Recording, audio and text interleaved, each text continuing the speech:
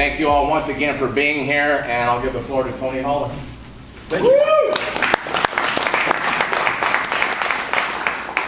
I heard my son, my oldest son, two of my sons are coaches, and the other son is a media guy.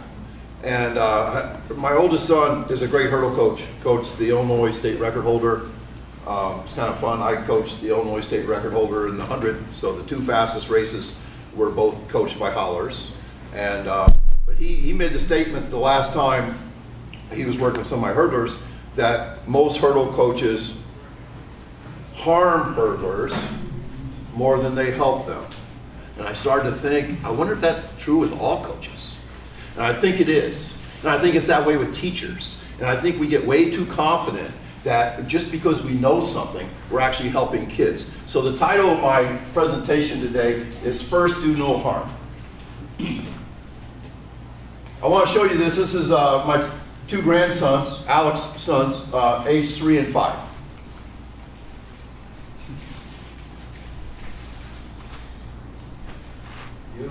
They are doing a lot of things right, guys. What in the hell happens to them between then and their freshman year in high school? You know what I'm saying? They're doing a lot of things right. Now, they do get out and race almost every day. They do get timed. You know how some parents measure height on a door? We measure times. Record, rank, and publish, baby. This last weekend, McKenna's 6 and Marlowe's almost 4.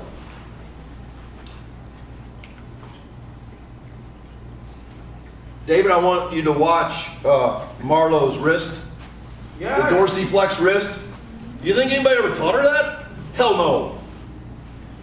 That's nature. That's Deion Sanders. That's Deion Sanders. You can say, yeah, because her grandfather's a master coach. Bullshit. They were born to sprint, baby. They were born to sprint. And so when you start looking at it like this, maybe all we have to do as a coach is to find that inner spot in them that remembers how to do that. When I talk about sprinting, I say stay tall. I say get big in the front. Short in the back, which means on toe off. We get big in the front again. And I say hands cross the hips. When I said that to Carl Lewis, he said, I call it elbow to the sky. Stretch reflex, stretch, hops forward. We didn't have to teach my granddaughters how to have full range of motion. They're doing it right. Now sometimes I say people run like Carl. By the way, demonstration is the best way to learn. Let's review John Wooden's 8 laws of learning. Explanation, that's where most teachers and coaches stop. They explain and then they say, you gotta listen. It's the worst way to learn. Explaining and listening. The worst way to learn. 90% of public education is explaining and listening. Law number 2 is demonstration. 3 is imitation. Those are the best 2 ways to learn. And then repetition, repetition, repetition, repetition, repetition. Wooden's 8 laws of learning. I call this the 4 position. This is Marcellus Moore. We just won the Milrose games last weekend. I coached him. This is what we call the 4 position. See how the knee makes a 4 there? If you're posted up and your knee is this far past your posted knee, you have a fast leg. You also see the down, right? The down. I don't know if you can see the flexion in his triceps. He's pretty fast. World record holder when he's a freshman in high school. 14-year-old ran 10:40 for me. 10:31 as a sophomore. Ran 10:05 at the Olympic trials. Was 15th best in the semis at the age of 21. I call this the gauntlet. This is Marcellus running. I had this idea in 2012 where we're going to put the entire team in a gauntlet. And we're going to cheer like hell. And 61% of my kids ran PRs that day. Even though we've been timing for 8 weeks. We've done it every year since, just twice a year. It stayed over 60% every damn time.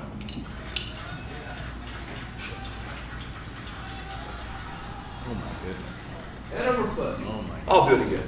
Yeah, you see the head wobble? I call it a wobble because if we slowed it down, it would be head over foot. I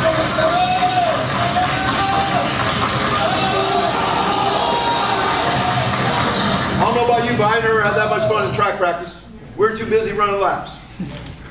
Running laps. The laziest way to coach in the world. We're going to run 10 200s. We're going to walk back and run another one. Walk back, run another one. That is sheer laziness, and people said it was Clyde Hart. This Marcellus in the finals when he set state record. He was a sophomore, age 15, wearing braces. Ran so fast his braces popped. I told our three guys, you're going to get his ass kicked. He's right there. We're in the lead right now. The little white guy. The big black guy is going to smoke him. And then I told Marcellus if he left early, he's going to walk home. So he did. Uh-oh, that's dangerous. This is going to get beautiful. That's what it's on. Baby, gotta come get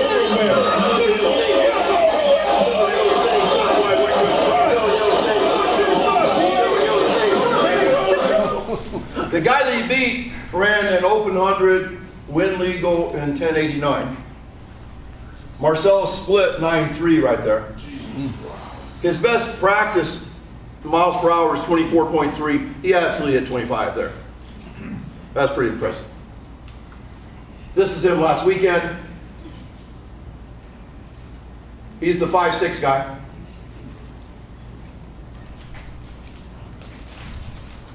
Milrose Games, champ, 6.56. He's 22 now. He's already a college grad.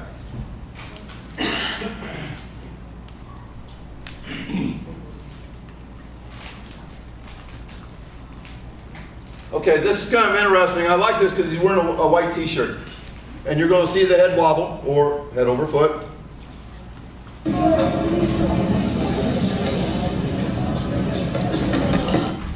After learning the David Weck stuff, all I see is spinal stuff when I watch that. That's all I see.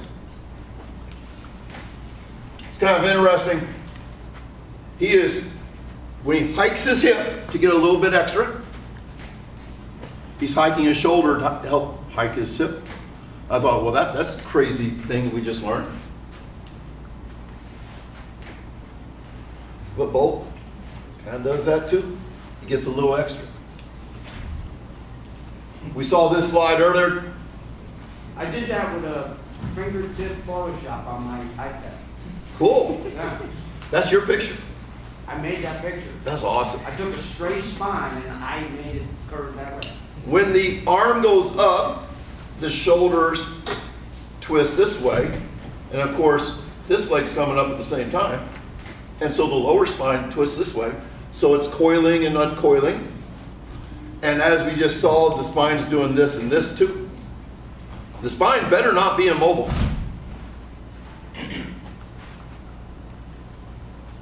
Lots of head over foot here. We're running a 15 into a 10. Whoops.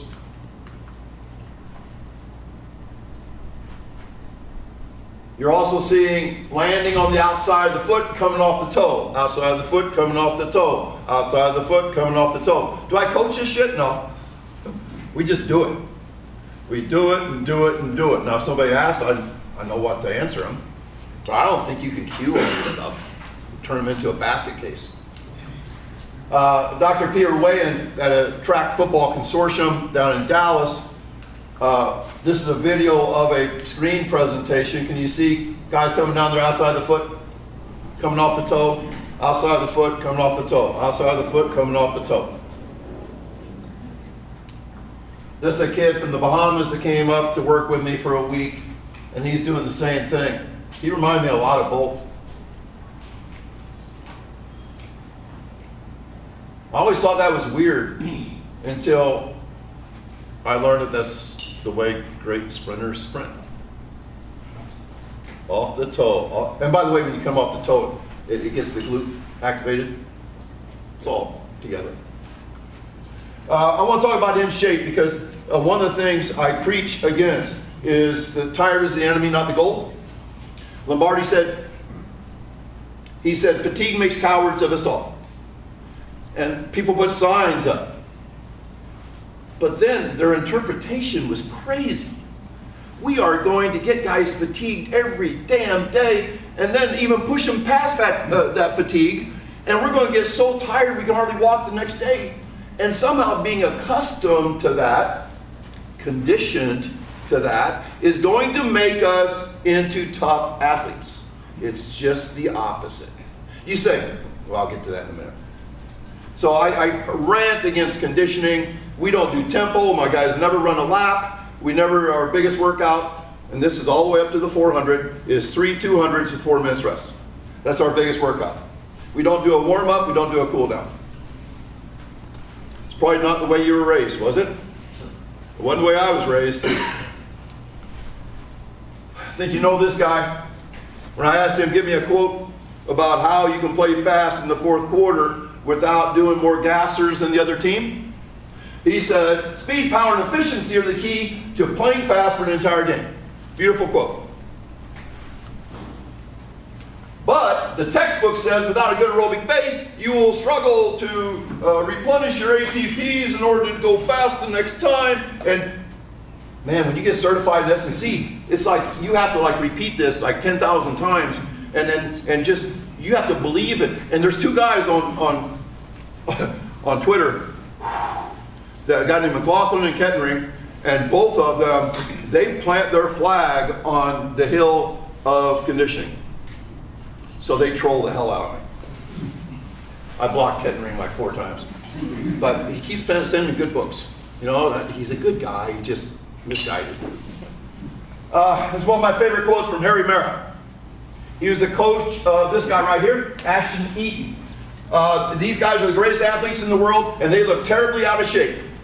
What in the hell have they been doing that, aren't they like athletes? I mean, that's embarrassing to lay on the ground. Now, the last event of the 2-day decathlon is the 1,500 meters, which is like a mile. Here's the deal. The other 9 events are speed and power events. We could train Ashton Eaton like a cross-country runner. Maybe a 10-mile run on Sundays. Maybe 10 200s on Monday. But you know what? Now, he would look better at the end. Maybe run a little bit faster, but would he throw the shot as far? The discus? Would he run the 100 as fast? The 110 hurdles? How would he vault? Do cross-country guys make good vaulters? Do cross-country guys make good long jumpers and high jumpers? No. Cross-country runs the cat out of an athlete. So they intentionally undertrain for their final event, and it hurts like hell. I tell that to football coaches all the time. You don't want a cross-country team. Don't detrain speed and power. Most sports are speed and power events, even soccer. It's important to realize that speed creates sprint capacity. If you get really fast, you're really good at sprinting 10 times with limited rest. It has nothing to do with conditioning. It has everything to do with being fast. We have a thing where we run 10 40s in 10 minutes. A group of 10, all free lap chipped, and I have to write down 100 times in 10 minutes, which is not easy. Not easy. What I have found is that I can predict the 1 through 10 average time based on their miles per hour in one 10-meter flight. The fastest guy always has the fastest average time. And you would think that somehow conditioning would come into play and the slow guy would beat the fast guy because he was in better shape or something. Nope. Speed creates sprint capacity. Sprint capacity is the ability to do sprinting over and over again, like football, or most sports, really. But sprint capacity does not improve speed. So you don't want to go out and run 10 40s. That's like gassers, right? You don't want to run 10 40s to get faster. You will detrain speed. Josh Von Hodel, when he worked at Purdue, said that a common mistake is to attack sprint ability, repeat sprint ability, when you have never truly developed speed. I think that is the world.